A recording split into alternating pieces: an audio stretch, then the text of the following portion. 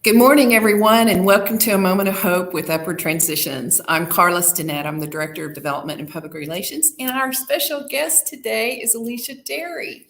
She is our Community Outreach Programs Director, and she is here today to share some information about how our services work in the community. So just everyone say welcome to Alicia. We're so glad you're here. So first, tell us a little bit about yourself, your career, and how and when you first joined Upward Transitions. Sure. Well, let me start by saying thank you, Carla, for having me on today, just to talk a little bit about myself and the work that we do here in the Community Outreach Program here at Upward Transitions. So a little bit about myself. I went to school at the University of Central Oklahoma. So I graduated from there with a bachelor's in psychology. I minored in criminal justice, and I have a master's degree from Oklahoma City University in applied behavioral studies. So I came onto the agency here at Upward Transitions in 2016. So prior to that, I was working at the Department of Human Services as a child support specialist. So I've been here with the agency for 6 years. So next month in March will actually be my 7th year here at the agency. So I'm very excited about that. And with my history here at the agency, at this point, I've done a little bit of everything. So I started out in homeless services, which we'll talk a little bit more about that here in a moment. But I started out in homeless services, assisting our clients that are currently experiencing homelessness. And then after that, I did some homeless prevention work. And then in July of last year, I transitioned into this position after the retirement of my predecessor, Ms. Terry Womack.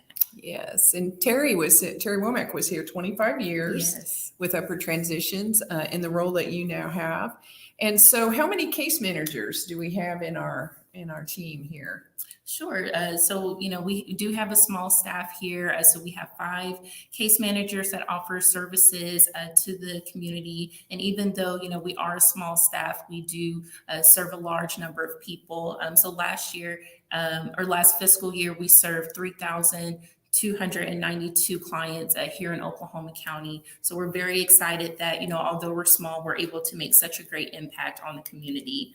So of those 5 case managers, we have 3 case managers that do homeless services. So like I said, they assist, our clients that are currently experiencing homelessness with things like IDs and birth certificates, legal documentation retrieval, any, stranded travelers. That's, sort of the genesis of our organization is, assisting stranded travelers. So that's something that we still do along with assisting, victims of domestic violence and human trafficking in getting to a safe place. So helping our homeless clients obtain those critical identification documents is so important. Without an ID, without a birth certificate, it's difficult to do anything. You can't access housing. You can't, apply for any type of benefits. You can't get a job. You can't open a bank account. So the work that we do, the research that we put into, getting these documents from, all over the country, it's just very beneficial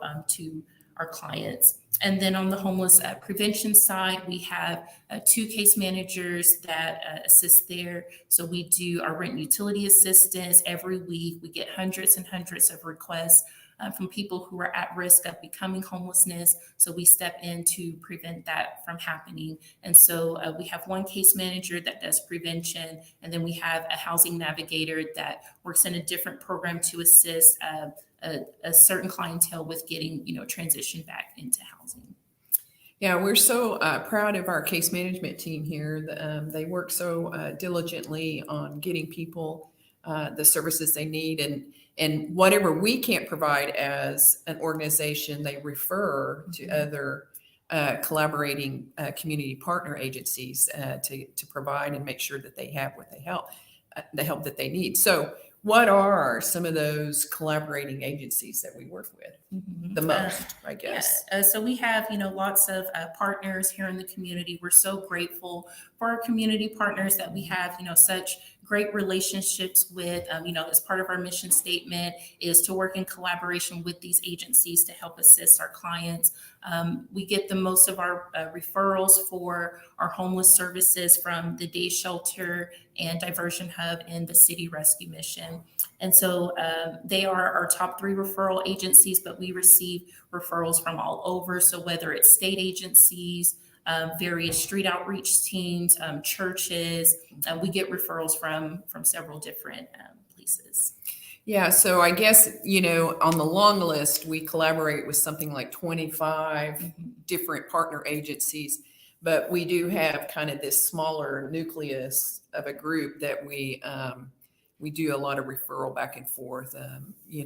We have people that are experiencing homelessness that come straight to us, and we try to make sure that they get to a shelter or something to get a case manager so that they can be referred back to us.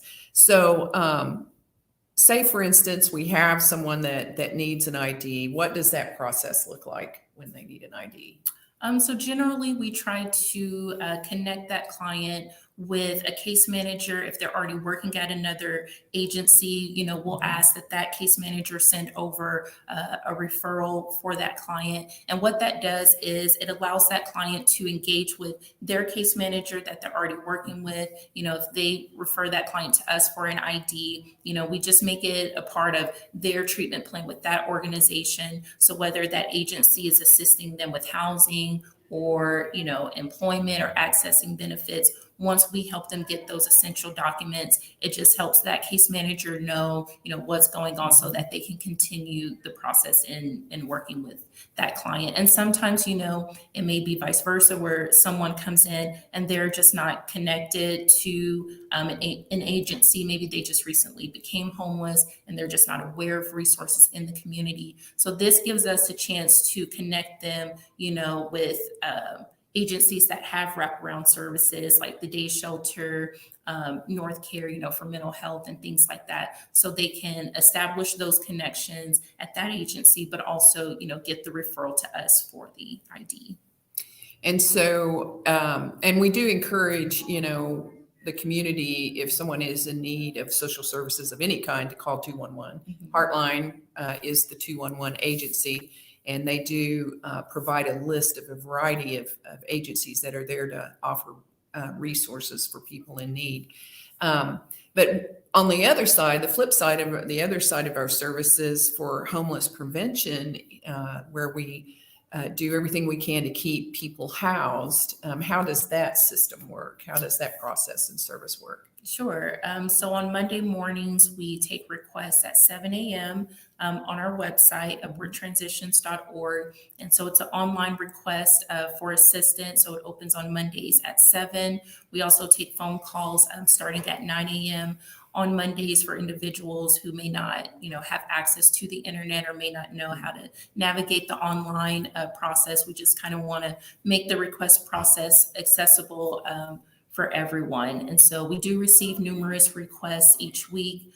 We don't receive requests on weeks that include a holiday, but because of just how the market is right now, evictions are on the rise. Affordable housing is just hard to obtain at this point.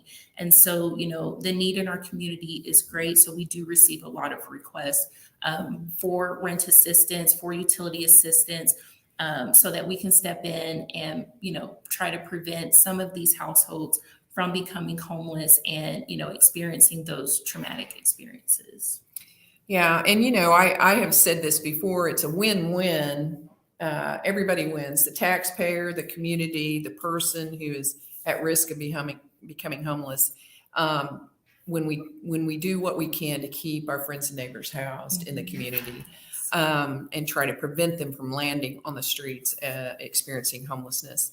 So, to talk a little bit about how these services are funded, I know that United Way of Central Oklahoma is one of our largest funders of our programs and services. And then we also receive grants from foundations. And then there's also the generosity of individual donors who contribute and businesses that contribute to our mission and support us. But we also get grants from the city, and the state, and some federal there, I think. So tell us a little bit how that works, like, who it comes from and what it's for. Sure. So we have, some various grants that, allow us to do mostly things in the realm of housing and homeless prevention. So we have a grant that's through the Office of Victims of Crime that helps us do some rehousing. And we also have our Emergency Solutions Grant, which allows us to do some homeless prevention work, some short-term case management with certain clients that fit that need, that may need more than just a 1 month of assistance. So we have some grants that allow us to just do some various things there. So.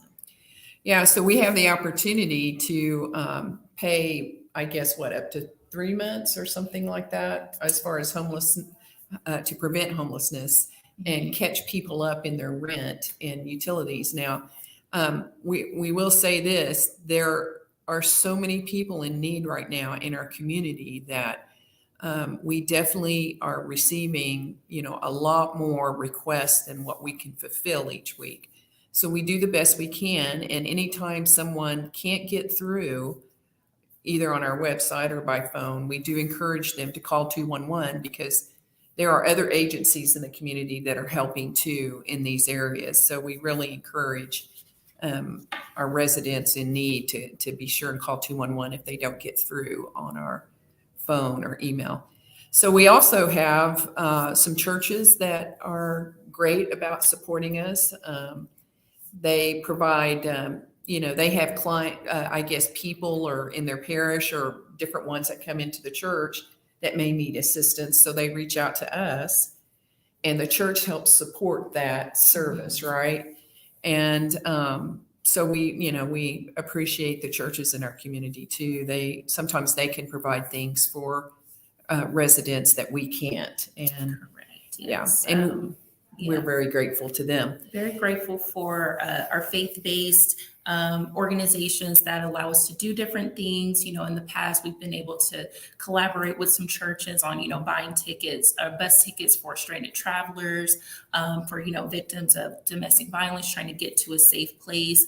And, what I always think is cool is when, we have these groups that are willing to host drives for our organization, which allows us, to provide, snack bags to our clients, hygiene packs whenever we do our calendar of sharing. We have different groups and organizations that are willing to, come together and, host a blanket drive and things like that. So those things are always great, I think. Yes, we always are very grateful for those groups in the community through the churches, and sometimes businesses and other groups like, fraternities, sororities, different ones will help do these drives, whether it's clothing or it's winter items like scarves and hats and gloves.